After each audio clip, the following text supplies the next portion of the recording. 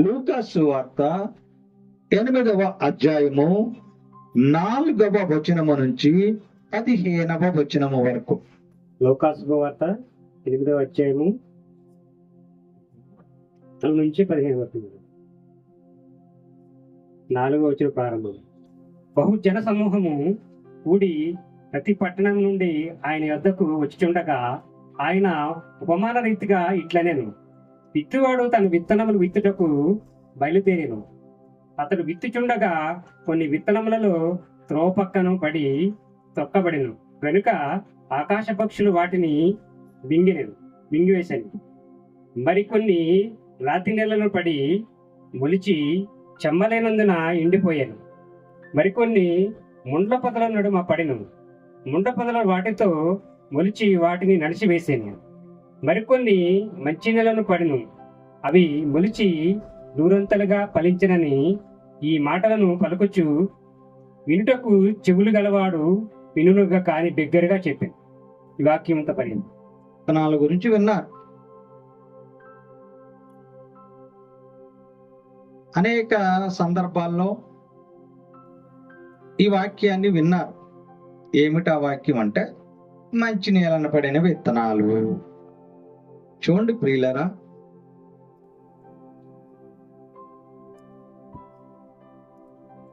ఈ మంచి నేలన పడిన విత్తనాలు, ఈ విత్తనాల గురించి ఈరోజు లోతుగా పరిశీలన చేద్దాం.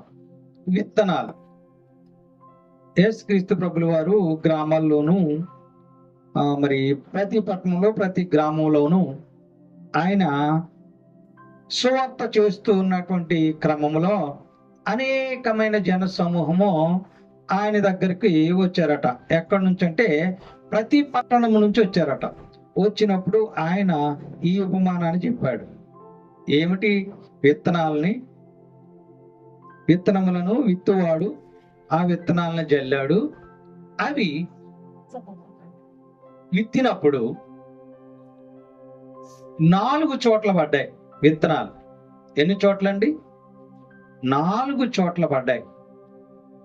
ఒకటి త్రోవ పక్కన, రెండవది రాతి నేలలో, మూడవది ముండ్ల చెట్ల కింద, 4వది మంచి నేలన.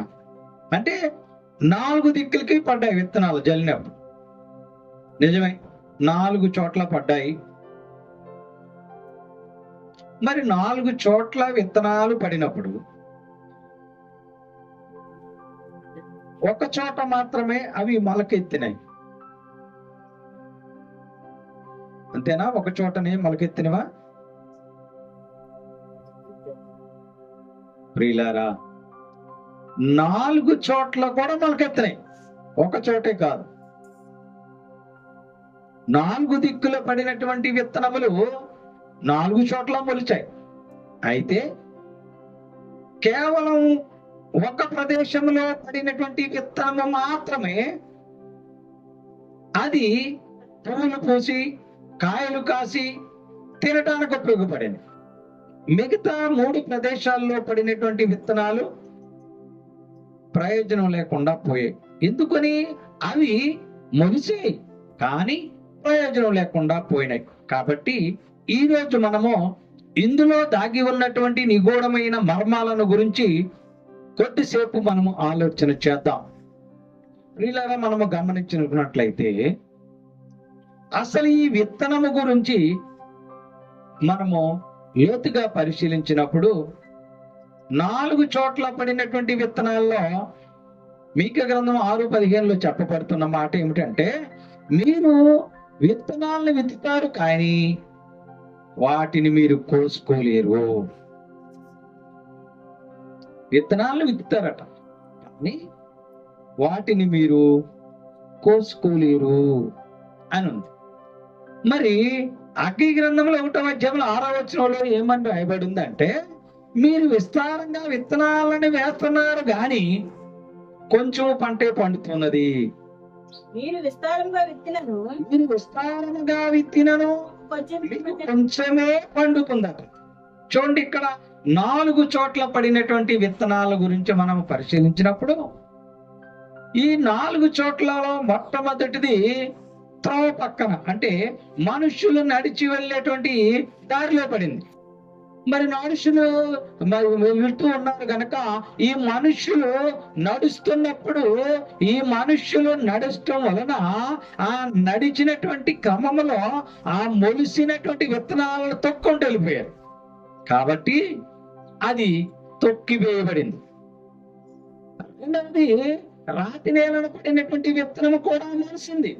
కానీ ఆ యొక్క రాతి కింద చెమ్మ లేకపోవడం చేత అది మొలిసిన ప్రయోజనం లేక చచ్చిపోయింది. మూడవది ముండ్ల పొద కింద పడింది, అది కూడా మొలిసింది. కానీ ఆ ముండ్ల పొద ఏమి చేసిందంటే ఈ యొక్క మొలిసినటువంటి మొక్కను ఎదగనివ్వకుండా తొక్కి పెట్టింది. కాబట్టి అది మొలిసిన ఉపయోగం లేకుండా అణిచివేయబడింది. నాలుగవది మరి మంచి నేలన పడిన విత్తనము మొలకెత్తినది, అది పూలు పూసింది, కాయలు కాసింది. మరి వాక్యం ఏం చెప్తుంది? ఇప్పుడు నీవు విత్తనము విత్తుదువు కానీ కోయక ఉందువు. మరి 4 చోట్ల పడిన విత్తనాలు కూడా మనకు ఉపయోగపడాలి కదా. 4 చోట్ల పడినవి కదా, 4 చోట్ల పడినటువంటి విత్తనాలు ఉపయోగపడాలిగా. 3 చోట్ల మాత్రం పనికి రాకుండా పోయేవి. అందుకే వాక్యము నీవు విత్తనం విత్తుదువు గాని కోయకుందువు. కారణం ఏమిటో కింది భాగంలో చూద్దాం. నీవు విస్తారమైనటువంటి విత్తనాలు వేస్తున్నావు గాని పంట కొంచెమే కోసుకుంటున్నావు, ఎందుకని? ఇది అసలు ప్రశ్న. ఈ విత్తనాల్లో 4 రకాల ప్రాంతాల్లో పడినటువంటి 3 రకాల విత్తనాలు, 4వ రకంలో పడినటువంటి విత్తనాల గురించి మనం క్రింది భాగంలో పరిశీలన చేద్దాం. అసలు ఈ విత్తనాలు వేసినప్పటికీ కూడా, ఆ విత్తనములు విత్తినప్పటికీ కూడా నీవు కొయ్యలేకుండా, విస్తారంగా విత్తనాలు వేసినా కూడా అవి నీకు కొంచెమే పంటనిస్తున్నాయి. కారణం ఏమిటి? ఒకవేళ మనము విత్తే విత్తనాలు ఏ సమయంలో విత్తనాలు వేయాలి? రైతులు ఇప్పుడు వర్షాకాలం గనక, వర్షాలు కురుస్తున్నాయి గనక ఇప్పుడు విత్తనాలు జరుగుతున్నారు. దేవుని వాక్యాన్ని మనం గమనించుదాం. ప్రసంగి గ్రంథంలో 11వ అధ్యాయంలో 6వ వచనాన్ని చూద్దాం. ఉదయమందు విత్తనమును చాలండి. ఎప్పుడు విత్తాలండి? మిట్ట మధ్యాహ్నమా? ఎప్పుడు విత్తాలి విత్తనాలు? చెప్పండి, ఎప్పుడు విత్తాలి? ఉదయమందు, మిట్ట మధ్యాహ్నం కాదు. రాత్రి వేళ ఎప్పుడు విత్తుతారు రైతులు విత్తనాల్ని? తెల్లవారుజాము నిలిపోయి ఆ యొక్క పొలంలో విత్తనాల్ని చల్లుతూ ఉన్నారు. అంటే ఇప్పుడు ఏ సమయంలో మనం విత్తనాలు విత్తుతున్నామో, విత్తనాలు వేస్తున్నామో అది కూడా ఆలోచన చేయాలి. నిజమే, ఉదయకాలంలో విత్తనాలు జల్లాలి, నిజమే.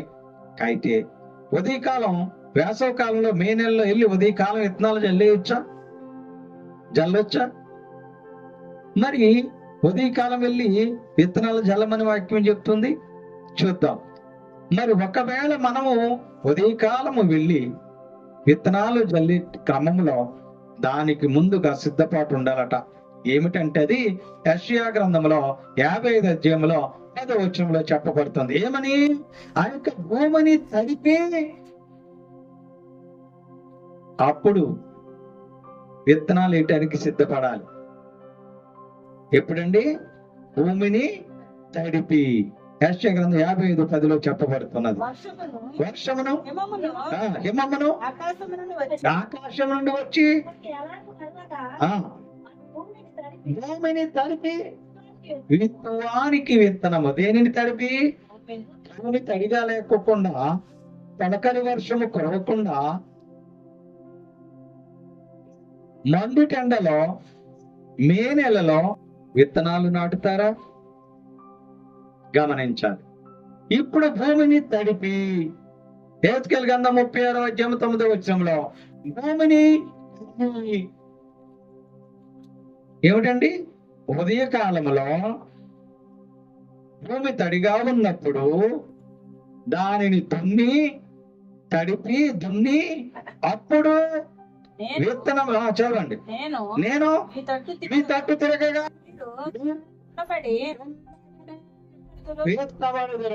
తిన్నబడి అంటే భూమిని దున్ని భూమి తడిసి దున్ని అప్పుడు ఉదయకాలంలో విత్తనములు జల్లాలి, విత్తనములు విత్తాలి. ఇది లోకరీతిగా మనం ఆచరించేటువంటి కార్యక్రమం. మరి ఇక్కడ విత్తనం అంటే ఏమిటి? విత్తనము అంటే ఏమిటి? చూడండి ప్రియులరా, లూకాసు వార్తలో మనము గమనించినట్లయితే చాలా స్పష్టముగా రాయబడిన మాట 11వ వచనాన్ని చదువుదాం. 8వ అధ్యాయములో 11వ వచనం చదువుదాం. ఈ ఉపమాన భావమేమనగా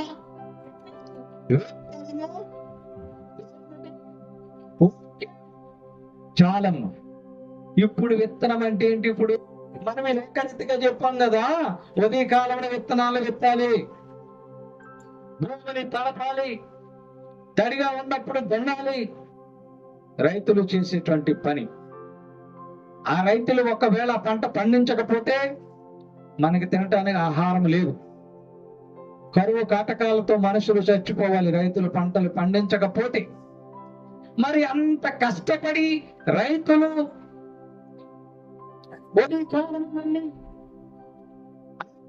తడిపి పంటనిస్తున్నప్పుడు నీవు విత్తనం విత్తినవు గాని కొయ్యకొల్లుండేవో, నీ విస్తారమైన విత్తనాలు వేసినా కొంచెమే పంట పండుతున్నది. ఎందుచేత ప్రియులారా, ఇప్పుడు విత్తనము మనము ఆత్మీయంగా ఈ వాక్యాన్ని మనము ధ్యానము చేస్తున్నప్పుడు అసలు విత్తనం అంటే ఏమిటి? విత్తనము అంటే దేవుని వాక్యము. ఇప్పుడు ఈ చదవబడినటువంటి వాక్య భాగముల నుండి నిగూఢముగా దాగి ఉన్నటువంటి మర్మము, ఈ విత్తనముల గురించి యేసుక్రీస్తు ప్రభువు వారు చెప్పిన ఉపమాన భావము గురించి మనము పరిశీలన చేయాలి. ఏమిటి అంటే, మొట్టమొదటిది విత్తనం అనగా దేవుని వాక్యం. ఈ వాక్యాన్ని ఎప్పుడు విత్తాలి? ఎప్పుడు విత్తాలి చూద్దాం. మనము చదువుకున్నాం కదా, దేవుని వాక్యము. దేవుని వాక్యం అంటే యోహాను సువార్త 1వ అధ్యాయంలో ఆది యందు వాక్యం ఉండెను, వాక్యము దేవుని యొద్ద ఉండెను, ఆ వాక్యమే దేవుడై ఉండెను. ఇప్పుడు విత్తనం అంటే వాక్యము, వాక్యం అంటే దేవుడు. ఇప్పుడు ఈ దేవునికి ఏం చేయాలి? ఇప్పుడు విత్తనాన్ని నాటాలి. ఇప్పుడు ఏం చేయాలి? వాక్యం అనే విత్తనమును నాటడానికి ఏమి చేయాలట? తడపాలి. ఏమి తడపాలి? నీ కన్నీళ్లు, నీ కన్నీళ్లతో తడపాలి. ఇప్పుడు ఎప్పుడు? ఉదయకాలమున నీ కన్నీళ్లతో తడపాలి. తడిపిన తర్వాత ఏం చేయాలి? దున్నాలి. కష్టాలతో నీవు దున్నపడాలి. అప్పుడు నీ యొక్క హృదయములో విత్తనం అనే వాక్యము ఫలిస్తుంది, మంచి నేలను పడిన విత్తనముగా. ఇప్పుడు 4 రకాల విత్తనాల గురించి మనము పరిశీలన చేస్తే, మొట్టమొదటి త్రోవ పడినటువంటి విత్తనము 12వ వచనం, 8వ అధ్యాయం 12వ వచనంలో, త్రోవ పక్కన పడిన వారు అంటే త్రోవ పక్కన విత్తనములు పడిన వారు దేనిని? వాక్యమును వినువారు గాని దాని మీద రక్షణ పొందకుండానట్లు అపవాది వచ్చి వారి హృదయముల నుండి వాక్యాన్ని ఎత్తుకొని పోవును. రోడ్డు పక్కన పడిన విత్తనాలను కాకులు ఏం చేస్తాయి? ఎత్తుకుపోతాయి, తినడానికి ఆహారం కొరకు. అలాగునే ఇప్పుడు ఈ త్రోవ పక్కన పడినటువంటి విత్తనములు పడిన వారు అంటే వారు దేవుని వాక్యాన్ని వింటారు గాని రక్షణ పొందరు. వింటారు గాని రక్షణ పొందరు. ఈ రక్షణ పొందకపోవటం వల్ల అపవాది వచ్చి వారి హృదయం నుంచి ఈ వాక్యాన్ని ఎత్తుకుపోతూ ఉన్నారు. అందుచేత వారిలో ఫలింపు లేదు. వారిలో ఏమి లేదంట, విత్తనాలు విత్తుతారు గాని వారు పంటను కోసుకోలేరు. విస్తారమైన విత్తనాలు మరి చల్లుతారు గాని పంట కొద్దిగానే కోసుకుంటారు. ఎవరు తెలుసా? దేవుని వాక్యాన్ని వింటారు గాని రక్షణ పొందకుండా ఎన్ని సంవత్సరాలైనా అలాగే ఉంటూ జీవనాన్ని కొనసాగించడమే తప్ప రక్షణ పొందని వారు దేవుని వాక్యం వింటారు కానీ ఆ రక్షణ పొందకపోవటం వలన వారి హృదయంలో ఉన్నటువంటి వాక్యాన్ని ఎవరు ఎత్తుకుపోతున్నారు? అపవాది ఎత్తుకుపోతూ ఉన్నది. త్రోవ పక్కన పడిన విత్తనాలను పక్షులు ఏ విధంగా ఎత్తుకుపోతూ ఉన్నవో అట్టి రీతిగా దేవుని వాక్యాన్ని విని రక్షణ పొందని వారి హృదయంలో నుండి వాక్యాన్ని సాతాను ఎత్తుకుపోతూ ఉన్నది. రెండవ రక విత్తనాన్ని చూద్దాం. రాతి నేలన పడిన విత్తనము 13వ వచనం. అలాంటి వారు ఎవరంటే వాక్యాన్ని వినినప్పుడు సంతోషంగా అంగీకరిస్తారట కానీ వారికి కొంచెం కాలము నమ్మి శోధన కాలమున తొలగిపోదురు. అంటే వీళ్ళు ఎవరంటే ప్రార్థనకు వస్తుంటారు, వాక్యం వింటుంటారు, కొద్ది రోజులైన తర్వాత మానేస్తారు. ఎందుకనంట? వేరు లేదు. భూమిలోకి వేరు వెళ్ళని కారణంగా ఆ రాతి నేలను పడిన మొక్క ఎలాగ ఎదగలేకపోతూ ఉన్నదో అలాగున వీరు వాక్యాన్ని వింటారు. వారికి రక్షణ లేదు కనుక ఆ రక్షణ లేని కారణముగా వారి యొక్క వాక్యములో ఆత్మీయంగా వారు ఎదగలేకపోవడానికి కారణం ఏమిటంటే కింద వేరు వెళ్ళటం లేదు. అలాంటి వారు ప్రార్థనకు వస్తుంటారు, కొద్ది రోజుల తర్వాత మానేస్తుంటారు. దేవుణ్ణి కొద్ది కాలం నమ్ముతారు, మళ్ళీ వదిలేస్తూ ఉంటారు. రెండవ రకమైన వారు. మూడవ రకమైన వారు చూద్దాం. ముళ్ళ పొదలో పడిన వారు. అంటే ముళ్ళ పొదలో పడిన విత్తనమును పొందిన వారు ఎవరనగా విని కాలము గడిచిన కొలది రోజులు గడిచిన కొలది ఈ జీవ సంబంధమైన ఈ లోక సంబంధమైన ఈ జీవన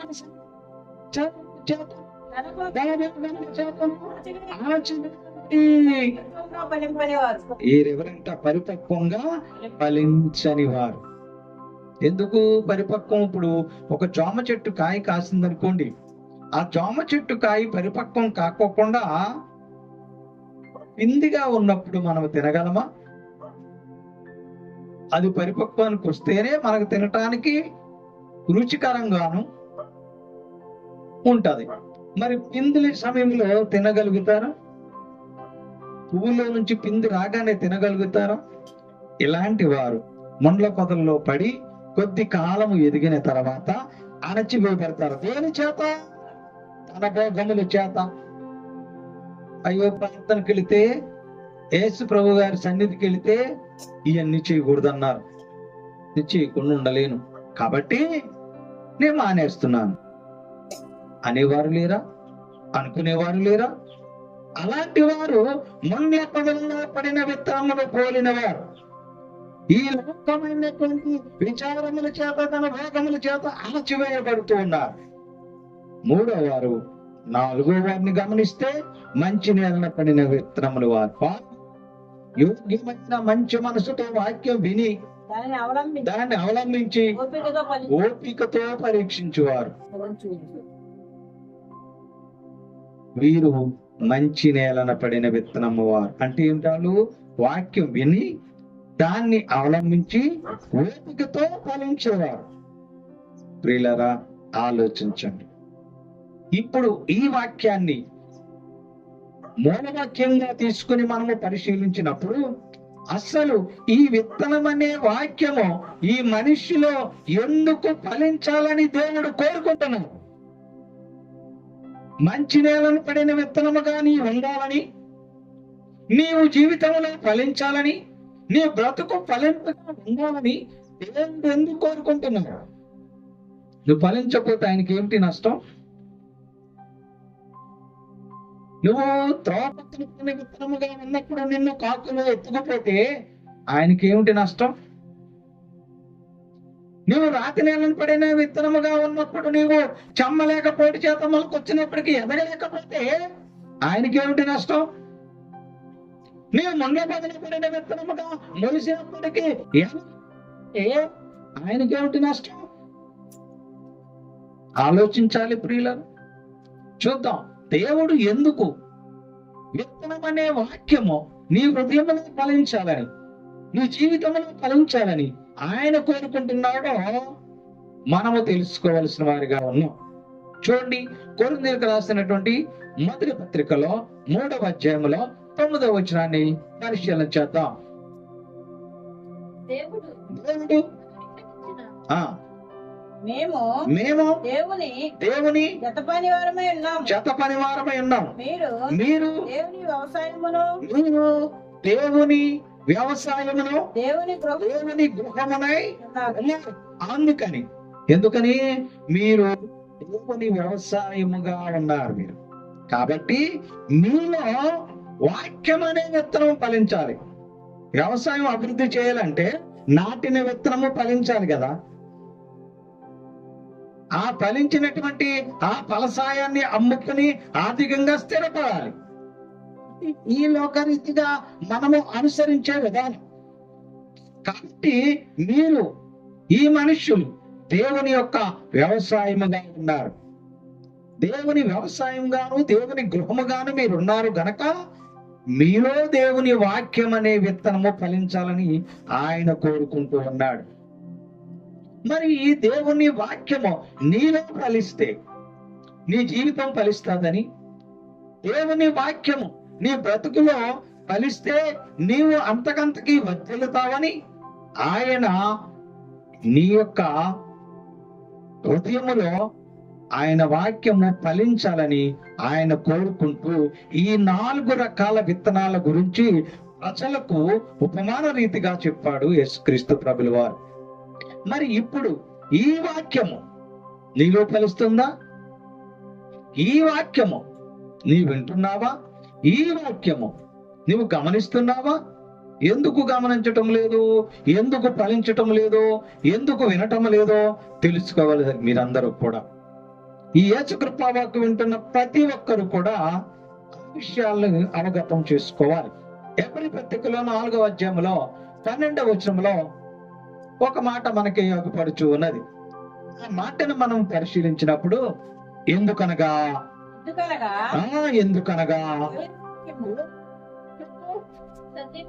సజీవమై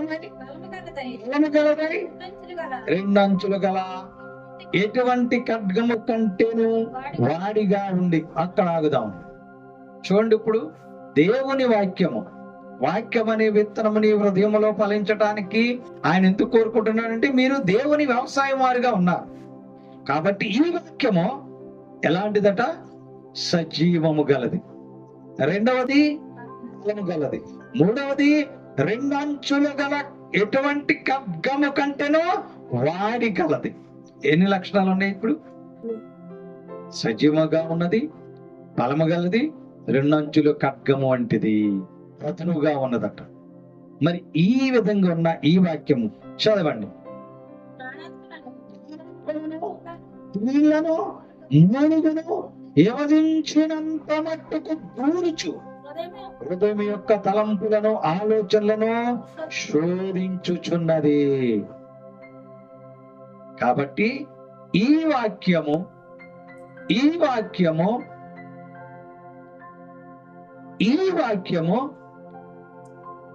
విత్తనమనే ఈ వాక్యము మీ హృదయములో ఫలించాలి.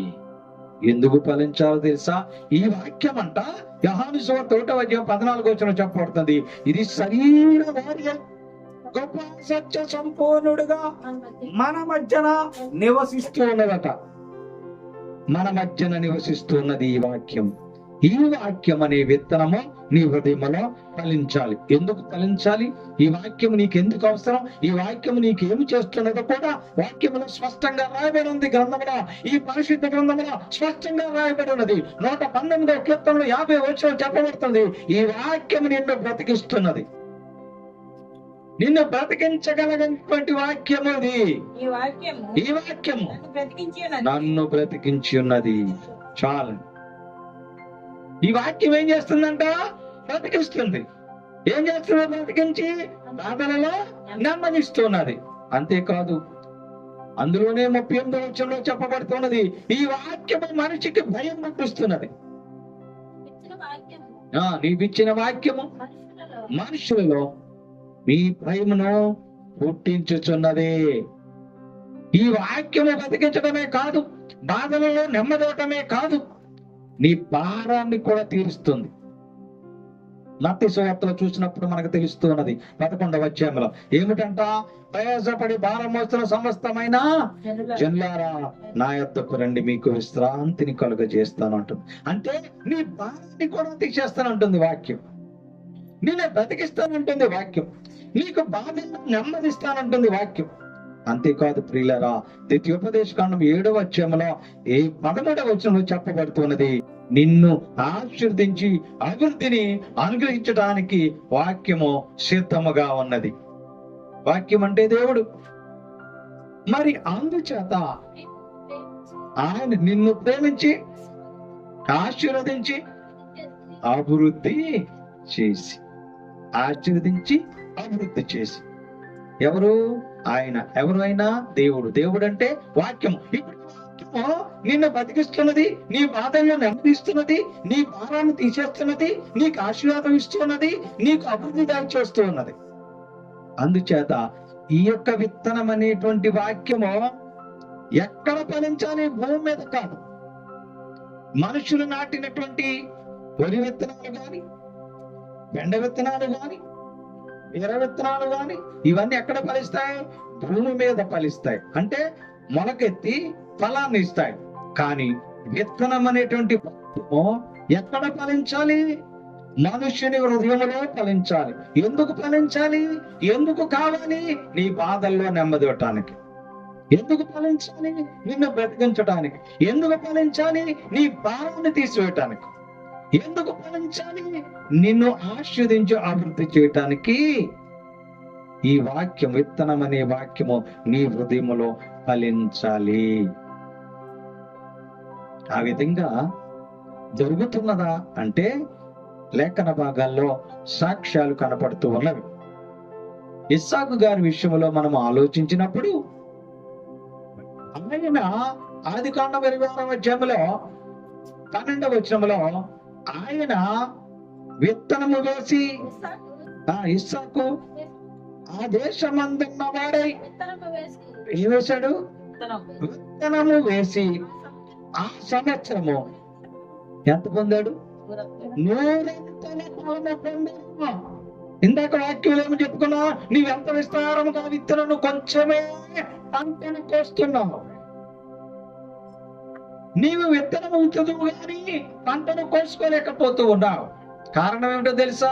వాక్యం అనే విత్తనం నీ హృదయంలో ఫలించలేదు గనక. మరి ఇస్సాకు గారు దేవునికి ఇష్టడుగా ఉన్నాడట. ఇస్సాకు గారు ఆశీర్వదించాడంట. ఆశీర్వదించబట్టి ఇస్సాకు ఆ దేశమందు, పరాయి దేశంలోకి వెళ్ళి ఆ దేశమందు ఉన్నవాడే అక్కడ విత్తనము వేసి సంవత్సరములో 100 ఫలం పొందాడట. ఎందుకో తెలుసా? యెహోవా అతనిని ఆశీర్వదించను కనుక ఆ మనుషుడు, ఏ మనుషుడు? ఇస్సాకు ఏమయ్యాడట? గొప్పవాడాయను అని రాయబడి ఉన్నది. ఎందుకని? ఆయన దేవునికి ఇష్టంగా ఉన్నారు. దేవుని వాక్యం, దేవుని మాట చెప్పుకున్నది కాదు. నువ్వు గొప్పవాడు కనుక నీవు దేవుని మాటలు, దేవుని వాక్యాన్ని నీవు వెళ్తున్నది కనుక ఈ ప్రజలకు యేసుక్రీస్తు ప్రభువు వారు చెప్పినటువంటి మాట, వాక్యం అనే విత్తనం నీ హృదయంలో ఫలించాలి. ఆ ఫలింపు నీలో ఉంటే ఇస్సాకుకు వచ్చిన ఆశీర్వాదం నీకు కూడా 100 ఆశీర్వాదం. 30 కాదు, 60 కాదు, 100 ఆశీర్వాదం ఇస్సాకు గారు పొందారు. మరి నీ జీవితంలో ఆశీర్వాదం లేదా? నీ జీవితంలో అభివృద్ధికి నోచుకోవటం లేదా? కారణం ఏమిటి? నీ హృదయంలో దేవుని వాక్యమో ఫలించటం లేదేమో. ఒకవేళ దేవుని వాక్యాన్ని నీవు వింటున్నప్పటికీ కూడా దానిని అనుసరించి నడుచుకోవటం లేదేమో. నీవు దేవుని వాక్యం వింటున్నావు, విని వెళ్ళిపోతూ ఉన్నావు, దాన్ని ఆచరించటం లేదు. అందుచేత ముళ్ళ పొదల్లో మొలిచిన మొక్కని ముళ్ళ పొదలు ఏ విధంగా అణిచివేస్తున్నాయో సాతానుడు కూడా నిన్ను అణిచివేస్తూ ఉన్నాడు. నీ జీవితంలో అభివృద్ధి లేకుండా, నీ బ్రతుకులో ఆశీర్వాదం లేకుండా అణిచివేస్తూ ఉన్నాడు. అది గమనించుకోవాలి. ఎందుకు దేవా నాకు ఆశీర్వాదం రాలేదు? ఎందుకు దేవా నా జీవితంలో అభివృద్ధి లేదు? కారణం, నీవు మంచి నీళ్ళను పడిన విత్తనముగా లేవు. ఎలాగున్నావు? పరిశీలన చేసుకో. రోడ్డు పక్కన, దారి పక్కన, త్రోవ పక్కన పడిన విత్తనంగా ఉన్నావేమో. అందుచేత వినిన వాక్యాన్ని సాతానులాగా ఆ కాకులు ఎత్తుకుపోతూ ఉన్నవి. రాతి నీళ్ళను పడిన విత్తనంలాగా ఉన్నావేమో. దేవుని వాక్యాన్ని వినకుండా, ఆ వినిన వాక్యాన్ని హృదయంలోనికి రానివ్వకుండా నామకార్థంగా బ్రతుకుతున్నావేమో. ప్రియ సంగమా, ప్రియ విశ్వాసులారా, పరిశీలన చేసుకోండి. మనము కూడా ఒక్కొక్కసారి ఎందుకు నా జీవితం ఫలించలేదు అని బాధపడుతూ ఉంటాం. ఎందుకు నా జీవితం ఫలభరితంగా లేదు అని ఆవేదన చెందుతూ ఉంటాం. దేవుని వాక్యం చెప్పబడుతూ ఉన్నది యోహాను సువార్తలో 15వ అధ్యాయంలో 1 నుంచి 8 వచనాల్లో చెప్పబడుతున్న మాట ఏమిటి తెలుసా? మీరు నా యందు నిలిచి ఉంటేనే మీరు బహుగా ఫలిస్తారని దేవుని వాక్యం ద్వారా యేసుక్రీస్తు ప్రభుల వారు మాట్లాడుతున్నారు. నా యందు నిలిచి ఉండి, మీ యందు నేనైనా నిలిచి ఉంటాను.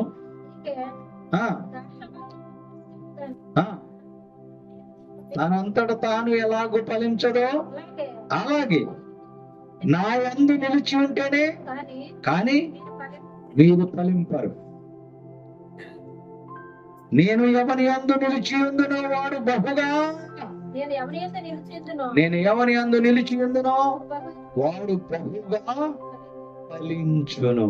చూడండి, ఒక్కొక్క మామిడి చెట్టు గాని, ఒక్కొక్క జామ చెట్టు గాని, ఈ ఫలభరితమైన చెట్టులు విస్తారంగా కాయలు కాసినప్పుడు ఎంత ఇరక్కాసేసిందండి అంటారు. అంటే దాని అర్థం ఏంటి? బహుగా ఫలించింది. మరి నీ జీవితంలో ఆ ఫలభరితం ఉందా? ఎంత కష్టపడినా అప్పులు తీరటం లేదా? ఎంత పరుగెట్టినా లక్ష్యాన్ని చేరుకోవటం లేదా? ఎంత ఉన్నత చదువు చదివినా ఉద్యోగం రావటం లేదా? ఎన్ని ఎకరాలు వ్యవసాయం చేస్తున్నా లాభం రావటం లేదా?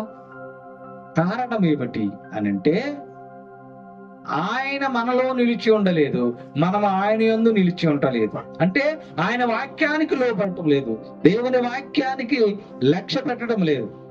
వింటున్నాం, వెళ్ళిపోతున్నాం. దైవజనులు ఏదో చెప్తున్నారు, వింటున్నాం, వెళ్ళిపోతున్నాం. మనకెందుకు? అనేకమైన సంఘాల్లో, అనేకమైన టీవీల ద్వారా, అనేకమైన బహిరంగ సభల్లో, అనేకమైన కూటముల్లో దేవుని వాక్యాన్ని బోధిస్తూనే ఉన్నారు. కానీ మనుషుల్లో మార్పు రావటం లేదు. వారి ఆలోచన మారటం లేదు, వారి ప్రవర్తన మారటం లేదు. కారణం ఏమిటంటే దేవుని వాక్యానికి లోపడటం లేదు, దేవుని వాక్యానికి భయపడటం లేదు. దేవుని వాక్యం అంటే దేవుడే, అంటే దేవునికి భయపడటం లేదు కనుక ఫలించటం లేదు. ఒకవేళ మనం ఆయనలో అంటుకట్టబడితే, ద్రాక్షవల్లి ఆ తీగ ద్రాక్ష చెట్టుకు ఎలాగైతే అంటుకట్టబడి ఉంటేనే ఫలిస్తారు, అలాగే దేవునిలో మనము కూడా అంటుకట్టబడితే బహుగా ఫలిస్తారు అని రాయబడి ఉన్నది. నిజమేనండి. మేము దేవుని వాక్యాన్ని వింటున్నాం, దేవుని మాటకు లోబడుతున్నాం, మేము ఉపవాస ప్రార్థనలు చేస్తున్నాం, ప్రతి అనుదినము, ప్రతి ఆదివారము దేవుని సన్నిధికి వస్తున్నాం. వేల తరబడి, సంవత్సరాల తరబడి మేము దేవుని సన్నిధిలో గడుపుతున్నాం, చక్కని పాటలు పాడుతున్నాం, అందరికంటే ముందు వాక్యం చదువుతూ ఉన్నాం, అయినా మా జీవితంలో ఫలింపు లేదు అనేవారు మనకి కనపడుతూనే ఉన్నారు. ఇప్పుడు ఒక విత్తనాన్ని నాటినప్పుడు, ఒక చుక్కుడు బాదు గింజని మనము నాటినప్పుడు, ఈ రోజు నాటి రేపటికి మొక్కొచ్చి కాయ కాచేస్తుందండి? కాస్తదా? ఎప్పుడు కాస్తుంది? అది లోపలికి వెళ్ళి ఆ విత్తనము లోపల చచ్చిపోవాలి. భూమి లోపల విత్తనము చస్తే అది పగిలి అందులో నుంచి మొలకలు పైకి వస్తాయి. దానికి ఎన్ని రోజులు పడుతుంది? ఇదేంటి మేము నిన్నేసయ్య కాయ కాలేదేంటి అని అనగలమా? మరి దేవుణ్ణి ఈ రోజు ప్రార్థన చేసి అడిగామండి. ఎప్పుడు? ఉదయకాలమున. విత్తనాలు ఎప్పుడు జల్లమనుంది? ఉదయకాలమున. ఇప్పుడు ఉదయకాలంలో దేవుణ్ణి ప్రార్థించాం, ప్రార్థన చేస్తాం, ఓ విత్తనం నాటాం, తెల్లారి కాయాలి కదండి. మరి కాస్తుందా? చూద్దాం. కొరింథీయులకు రాసిన మొదటి పత్రికలో 15వ అధ్యాయంలో 36 నుంచి 38 వచనాల్లో ఒక మాట మనకి కనిపిస్తూ ఉన్నది. ఏమిటి ఆ మాట అనంటే, చదవండి. కొరింథీయులకు రాసినటువంటి మొదటి పత్రికలో 15వ అధ్యాయంలో 36 నుంచి 38 వచనాలు ఓ అవివేకి, చూడండి. ఓ అవివేకి, విత్తినది నీవు విత్తినది చచ్చితేనే గాని, ఏమండి? చచ్చితేనే గాని బ్రతికింపబడదు కదా. అది బ్రతికింపబడదు. నీవు విత్తుదాన్ని చూడగా అది అది గోధుమ గింజ అయినను గోధుమ గింజ అయినా సరే, మరి ఏ గింజ మరి ఏ గింజైనా సరే, ఒట్టి గింజనే విత్తుచున్నావు గాని నీవు ఒట్టి గింజను మాత్రమే విత్తికిన పుట్టబోవు శరీరమును విత్తుటలేదు. అయితే దేవుడే దేవుడే తన చిత్త ప్రకారము నీవు నాటిన దానికి శరీరము ఇచ్చుతూ ఉన్నాడు. నీవు నాటిన దానికి ఎవరండి ఇప్పుడు మొలకనెత్తించేది? దేవుడు. ఎప్పుడు ఎప్పుడు ఇవాళ నాటావని రేపే మొలిసేసి ఎల్లుండి పెద్దదైపోయి అటు తర్వాత రోజు కాయలు కాచేస్తుందా? ఆలోచించాలి. అది లోపల చచ్చి మొలకెత్తటానికి సమయము కావాలి. ఆ సమయము ఏ విత్తనానికి ఎన్ని రోజుల సమయం అనేది దేవుడు నిర్దేశించాడు. అలాగే నీవు అడిగిన దానికి జవాబు ఇవ్వటానికి దేవుడు సమయం ఇచ్చాడు. ఎన్నోసార్లు అడుగుతున్నానండి, ఎన్నో రోజులు ప్రార్థిస్తున్నానండి, నాకు జవాబు రావటం లేదు అని దేవుణ్ణి నిందించేవారు, దూషించేవారు మనము చూస్తూ ఉన్నాం. చూడండి, పేతురు గారు రాసినటువంటి మొదటి పత్రికలో 5వ అధ్యాయంలో ఒక మాట మనకు కనపడుతూ ఉన్నది. ఏమిటంటే ఆ మాట, దేవుడంట తగిన సమయమందు. చూడండి, పేతురు గారు రాసిన మొదటి పత్రికలో 5వ అధ్యాయంలో ఒక మాట మనకు కనపడుతూ ఉన్నది. దేవుడంట తగిన సమయమందు మనలను హెచ్చించటానికి ఆయన యొక్క చేతుల కింద మనము దేవుడు తగిన సమయమందు హెచ్చించినట్లు ఆయన బలిష్టమైన చేతుల క్రింద లీన మనస్కులై ఉండడు. ఎన్నో వచనం అది? 6వ వచనం. ఏం చేస్తాడు ఇప్పుడు దేవుడు? మిమ్మల్ని హెచ్చించాలి, మిమ్మల్ని ఆశ్రయించాలి, మీకు దీవులు అనుగ్రహించాలి. ఎప్పుడు? ఈ రోజు నాటి రేపే కాదు. ఎప్పుడు? తగిన సమయమందు దేవుడు సమయాన్ని నీకు ఇవ్వబోతున్నాడు. ఆ సమయం కొరకు మనం ఎదురు చూడాలి. నాటిన విత్తనానికి ఎన్ని రోజులు సమయం ఇచ్చాడో అది మొలకెత్తడానికి, అలాగే నీ జీవితంలో ఆశీర్వాదం ఇవ్వటానికి, నీ బ్రతుకులో దీవెనలు అనుగ్రహించటానికి ఆయన కూడా తగిన సమయాన్ని నిర్దేశించుకుని ఉన్నాడు. ఆ తగిన సమయం వరకు మనము ఎదురు చూడాలి, ఎదురు చూస్తూ ఉండాలి తప్ప నాకు ఇవ్వలేదు, ఆయన మంచోడు కాదు, ఆయన ఏం దేవుడు అలాగే చెప్తారు అని అనుకోవటం కాదు. ఎలా ఉండాలట? ఆయన బలిష్టమైన చేతుల క్రింద ఎలా ఉండాలి? దీన మనస్కులై ఉండాలి. విమర్శలు చేసుకుంటూ కాదు, ఆరోపణలు గుప్పించుకుంటూ కాదు. ప్రియ సంగమా, ప్రియ విశ్వాసులారా, పరిశీలించండి, ఆలోచించుకోండి. నీ జీవితంలో ఆశీర్వాదము, ఇస్సాకు గారికి వచ్చిన ఆశీర్వాదము, దీవెన నీకు కావాలా? ఆ దీవెన ఎలాంటి దీవెన అంటే నూరంతల ఫలము ఆయన పొందుకున్నాడు. ఆయన దేవుడికి ఇష్టడయ్యాడు గనక దేవుడు ఆయనను ఆశీర్వదించెను గనక ఆ మనుష్యుడు గొప్పవాడాయనని రాయబడింది. మరి నిన్ను దీవించాలి, నీవు నూరంతల ఫలము పొందాలి, నీవు గొప్ప కావాలి అని అంటే నీ హృదయంలో దేవుని వాక్యము ఫలించాలి. దేవుని యందు భయభక్తులు కలిగి ఉండాలి. దేవుని పట్ల విమర్శన ధోరణి ఉండకూడదు. కష్టాలు మనిషికి రాకపోతే మానవులకు వస్తాయా? కష్టాలు అనేవి ప్రతి మనిషి జీవితంలో ఏదో ఒక కష్టం ఉంటది. అది ఆర్థికపరమైన కష్టము కావచ్చు, అనారోగ్యపరమైన కష్టము కావచ్చు, అవమానకరాలైన కష్టాలు కావచ్చు. ఏదో ఒక కష్టము మనిషికి ఉంటుంది. కానీ అవి వచ్చాయని దేవుని నిందించేవారుగా కాకోకుండా దేవుని యొక్క బలిష్టమైన చేతుల కింద దీన మనస్సులుగా అయి ఉంటే ఆయన తగిన సమయమందు ఇస్సాకులాగా నిన్ను ఆశీర్వదించడానికి సిద్ధంగా ఉన్నాడు. కాబట్టి నీవు ఇప్పుడైనా ఇకనైనా త్రోవ పక్కన పడిన విత్తనముగా కాకోకుండా,